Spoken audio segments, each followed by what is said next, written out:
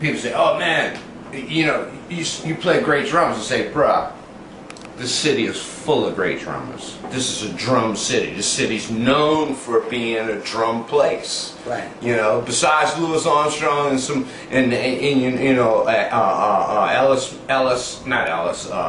Wynton Marsalis. I mean, this is a drum town, man. You know, I mean, famous drummers came from here, and a lot of what drummers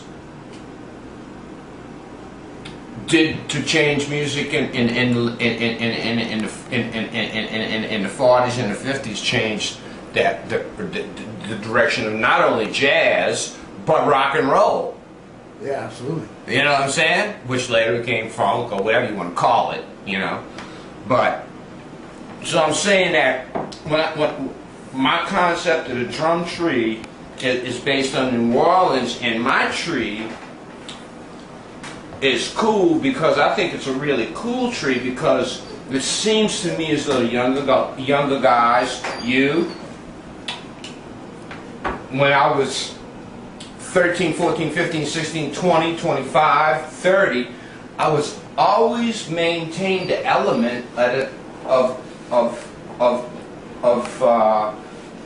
traditional kind of, I hate to say, trad style approach to playing the drums. Whether it had to do with traditional, use the word, don't get mad at me, Dixieland music, traditional music. I use that feeling in rock and roll, and I think that as a young drummer in New Orleans, I was blinded to the concept of this is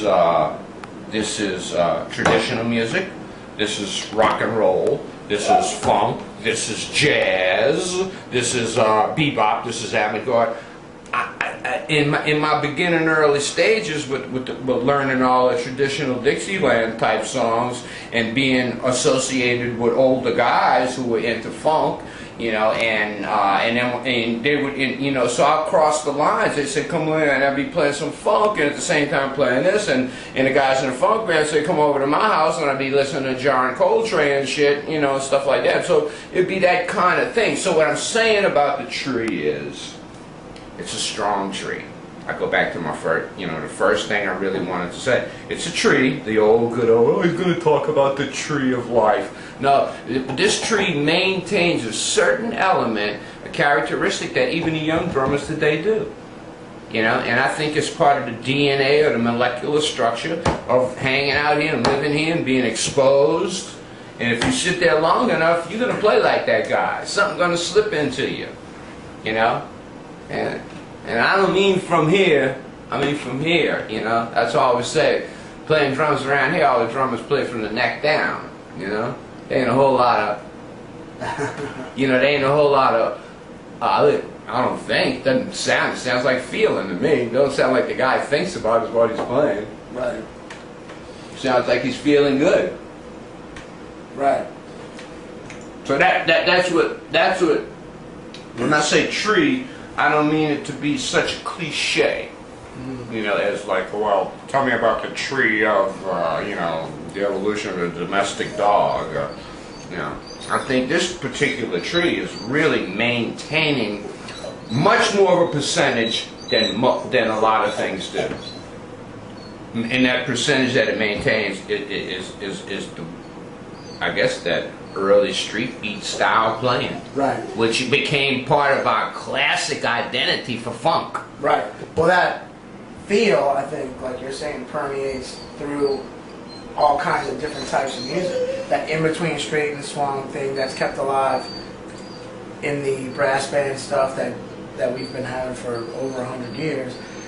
That feel permeates into funk, rock and roll, definitely New Orleans, trad New Orleans stuff, and New Orleans, what we call New Orleans jazz, which is a hipper word than Dixieland, I guess, right? Yeah. A lot of people call it that now, but that feel, to me, permeates all those different styles, and in different cats have slightly different interpretation of that. Like if you listen to Herlin playing a street beat, sometimes his phrasing of those eighth notes is actually even a little bit straighter, and which makes it a little bit more angular and a little bit more funky to me. When you listen to his, and I asked him about that, I was like, well, man, you know, I'm listening to the way you play this, and to me, it's getting real close to straight, you know. But he told me, well, man, you know, I'm internalizing and I'm feeling it swung, you know, coming from the church, you know, and coming from the gospel thing that I grew up with. So I'm feeling it swung. But if you listen to it, bro, his stuff is almost straight, which makes it really funky. You know what I'm saying? Like if you're listening to a street, his street beat was so boom. It's like it's got that. To me, it's got a little bit more punch. Like, you know what I'm saying? It's like when you put a little bit more swing on it, it makes it a little bit lopier and not as, you know, and not as angular and intense. I think edgy. Yes, edgy. that's a sign of time, and I agree with you.